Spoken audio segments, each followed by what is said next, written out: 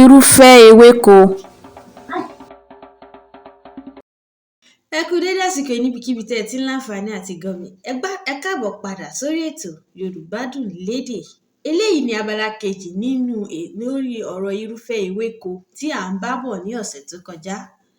Lónìí a ó máa tẹ̀síwájú lórí àlàyé irúfẹ́ ewéko, ṣùgbọ́n ṣáájú kí n tó máa dárúkọ àwọn ewéko, ó ní ohun tí à ń pè ní irúgbìn nínú èdè Yorùbá. Ẹlòmíì á sọ wípé ewéko plant, irúgbìn plant. Ṣùgbọ́n irúgbìn ní ọ̀rọ̀ titi ẹ̀, irúgbìn jẹ́ ohun tí à ń pè ní seed ní èdè Gẹ̀ẹ́sì. Tí a bá wá sọ wípé seed, ó ti fẹ́ máa fara jọ ohun tá à ń pè ní kóró. Ṣùgbọ́n ìyàtọ̀ tó wà lára kóró, kóró ni tó wà nínú, seed tó wà nínú èso. Ìyàtọ̀ tó wà láàrin kóró àti irúgbìn ni pé nígbà tí kóró bá ti di ohun tí a fẹ́ fi lọ́lẹ̀, òun ló máa di irúgbìn. Tí kóró bá wà ní kóró nìkan, ó gbẹ ni, ó tutù ni, kóró ni. Ẹlẹ́ẹ̀kejì ohun tí a ó tún máa gbé pọ̀ ní afúrúgbìn. Afúrúgbìn ni ẹni tí ó ń gbìyànjú láti fi nǹkan lọ́lẹ̀. Ó yàtọ̀ sí àgbẹ̀ tó ń mójútó oko. Afúrúgbìn ó lè jẹ́ ẹnikẹ́ni tó ń gbìyànjú láti fi nǹkan lọ́lẹ̀. Torí ẹ̀ ni púpọ̀ nínú èdè Yorùbá wọ́n máa ń pe àwa òbí ní afúrúgbìn, ẹni tí ó ń fi nǹkan lọ́lẹ̀. Nítorí pé tí a bá fi àwọn ọmọ wa, tí a bá kọ́ wọn dáadáa, a ti fún irúgbìn sí orí ilẹ̀, ó wá kù bí irúgbìn yẹn ṣe máa yè. Èyí ni ìtumọ̀ tí a ó tún máa mójútó. Nígbà yìí a ó máa tẹ̀síwájú nínú orúkọ àwọn irúfẹ́ ewéko tí à ń bá lọ ní ọ̀sẹ̀ tó kọjá. Tí a ó tún máa dárúkọ òun ni èlú tàbí aró tí àwọn oní èdè Gẹ̀ẹ́sì ń pè ní indigo plant.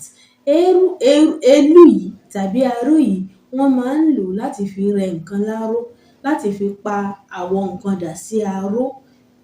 Ohun tí a ó tún máa dárúkọ òun náà ni tí à ń pè ní atare. Atare tí àwọn olóyìnbó ń pè ní alligator pepper. Atare wà nínú ìran ní tútù. Atare wà nínú ìran àwọn èso. Ṣùgbọ́n tó bá ti gbẹ, ó ti wọ inú ìran àwọn egbòogi. Bákan náà ohun tí à ń pè ní ojú oró tí àwọn olóyìnbó ń pè ní water lettuce, ojú oró, òun náà wà nínú ìran àwọn egbòogi.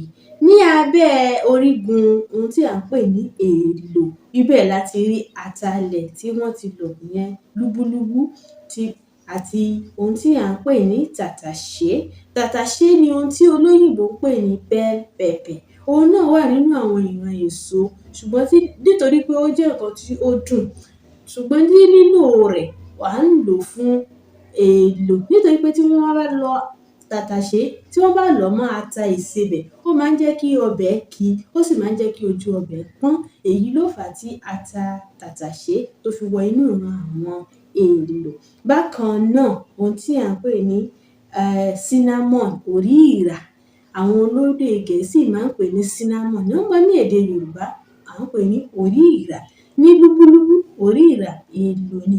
Àti ohun tí à ń pè ní àrìwò tí a mọ̀ sí nutmeg ní èdè Gẹ̀ẹ́sì, òun náà wà nínú àwọn ìran èèlò. Àti ohun tí à ń pè ní àjó tàbí kí a sọ pé atalẹ̀ pupa, òun náà wà nínú àwọn ìran èèlò.